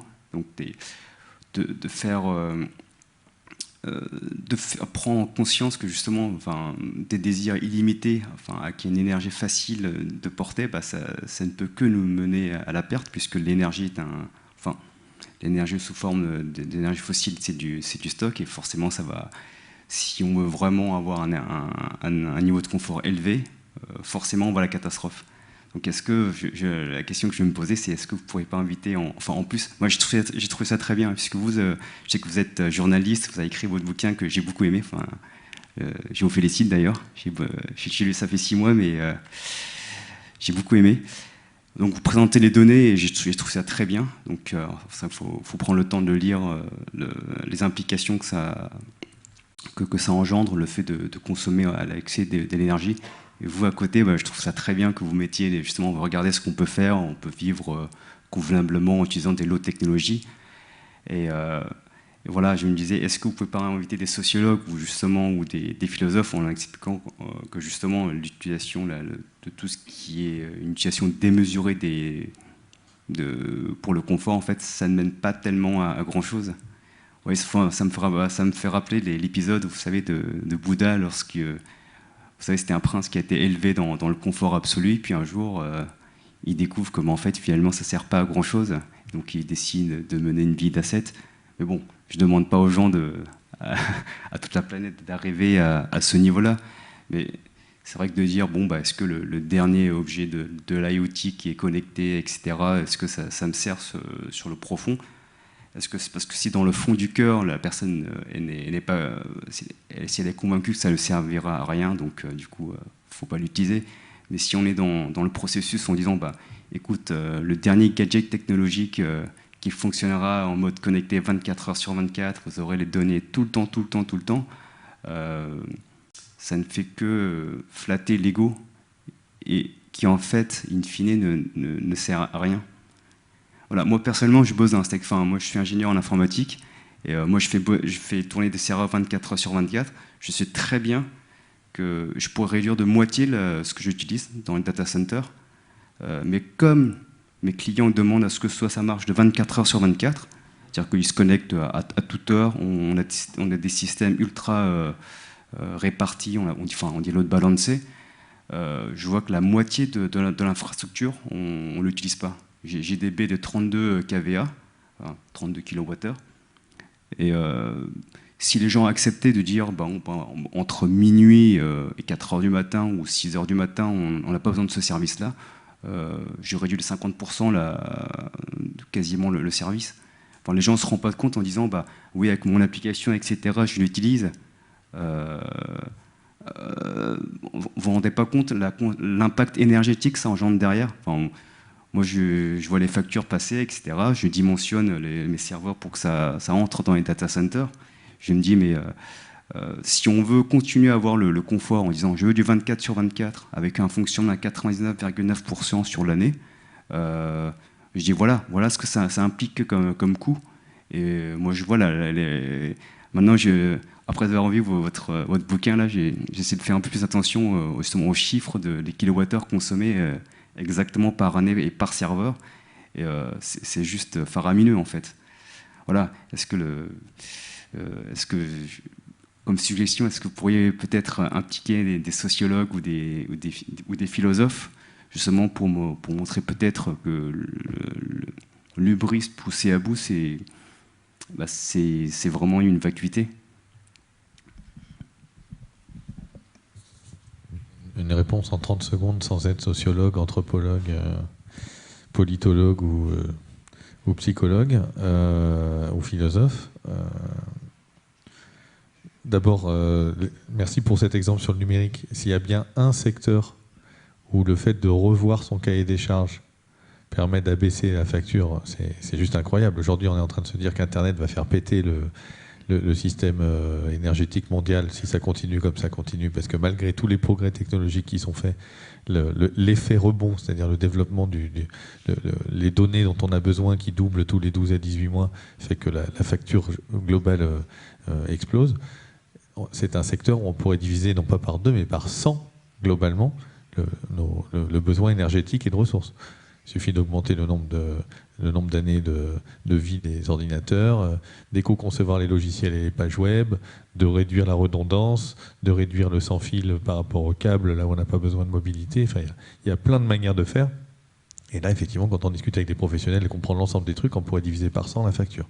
En ayant grosso modo le même service, peut-être un peu moins de vidéos de petits chats, parce qu'à la fin, 60%, 70% du trafic Internet mondial, c'est Netflix et puis les vidéos peer-to-peer ou YouTube. Bon, après, sur les questions précédentes sur l'hubris, etc., oui, bien sûr, enfin, vous avez tout dit, c'est pas une question, mais juste en commentaire, les économistes, aussi obtus soient-ils, disent exactement la même chose que vous, c'est-à-dire qu'il y a un moment, alors c'est pas tout à fait l'ascétisme, mais c'est de dire qu'à un moment où la courbe bonheur PIB, elle finit par plafonner, et qu'en gros au Qatar, ils sont pas plus heureux qu'au Danemark, loin s'en faut, même si leur PIB par habitant est bien plus important qu'au Danemark. Donc il y a un moment, au début, quand on sort de la misère et qu'on commence à avoir la première ampoule, ben là oui, le PIB il est corrélé au bonheur. Mais après, ça plafonne assez vite. Donc effectivement, quels sont les besoins, quels sont nos besoins fondamentaux, on pourrait dire, ou pour mener une vie bonne ou être heureux. Et là, du coup, ça pose la question de l'hubris, mais surtout de la question du désir mimétique. C'est-à-dire qu'en fait, l'être humain n'a pas de désir autoconstruit. On désire ce que les autres désirent, en fait. C'est une approche anthropologique qu'on peut contester, mais principalement, on désire ce que désire l'autre. En fait, et en général, d'ailleurs, on ne peut pas désirer trop haut. Moi, je fantasme pas sur la vie des milliardaires. Je sais qu'elle est inaccessible. Par contre, je vais discuter sur les dernières vacances aux Maldives de mon voisin, la taille de sa voiture, le fait qu'il a rajouté des mètres carrés à son pavillon et je sais pas quoi. Voilà. Donc, du coup, on sait qu'on est manipulé on s'auto-manipule, on pourrait dire, ou le système dans lequel on est se manipule. Ça s'appelle la publicité, ça s'appelle le fait qu'on mène un certain nombre de valeurs, de rivalité, justement, mimétiques, dans la consommation plutôt qu'ailleurs, et que voilà, c'est mieux d'avoir une grosse voiture, un gros logement, je ne sais pas quoi, un gros salaire pour être dans la compétition sociale, quoi, plutôt que d'apprendre par cœur Tite-Livre, quoi. Aujourd'hui, c'est comme ça. Voilà. Mais ça peut évoluer. Ce sont des référentiels culturels, ce sont des référentiels moraux. Ils ont évolué dans le passé. Hein. On ne vit pas dans la même société qu'il y a 50 ans, qu'il y a 100 ans. Ils peuvent évoluer dans un sens ou dans un autre. Il y a plein de choses qui évoluent tous les jours. Hein. La température à laquelle on considère qu'il faut se loger en hiver, est-ce que c'est 23 ou est-ce que c'est 17 ? Il y a une époque, c'était 17 et même c'était 12 et personne ne se posait la question. C'était des référentiels qu'on avait. Donc ça peut bouger dans un sens ou dans un autre. Et puis il y a une dernière composante, c'était la 5G que mentionnait Madame tout à l'heure. Enfin, c'est ce qu'on nous impose aussi. C'est-à-dire pourquoi on a besoin de la 5G ? Enfin, moi, je ne fantasme pas particulièrement sur le fait de télécharger un film en 3 secondes plutôt qu'en 15 minutes. J'ai connu le monde où on ne téléchargeait même pas du tout de films, donc je survivrais. La 5G, elle arrive parce qu'il y a tout un système, il y a des enjeux industriels derrière, qui sont des enjeux sur l'Internet des objets, sur la voiture autonome, en fait, mais qui sont des besoins qui n'existent pas encore et qu'on va créer et puis qui ensuite deviendront indispensables. Voilà, ça c'est toute l'aventure technologique des 2-3 derniers siècles.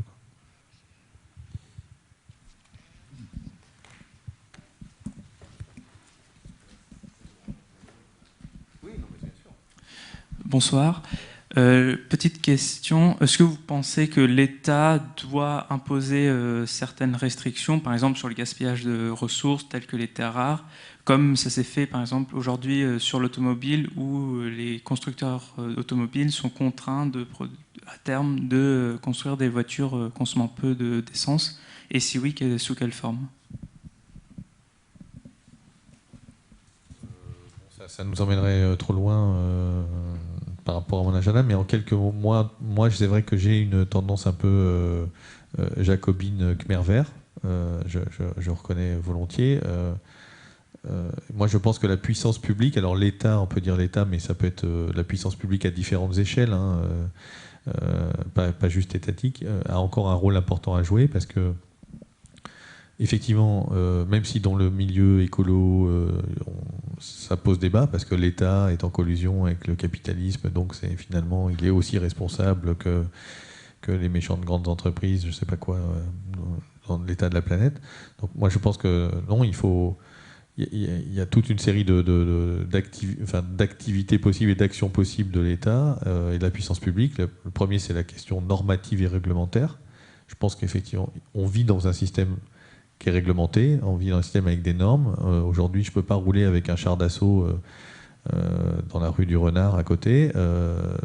Donc est-ce qu'on peut-être demain on peut dire qu'une voiture de 2 tonnes pour transporter 70 kilos, non, c'est trop gros.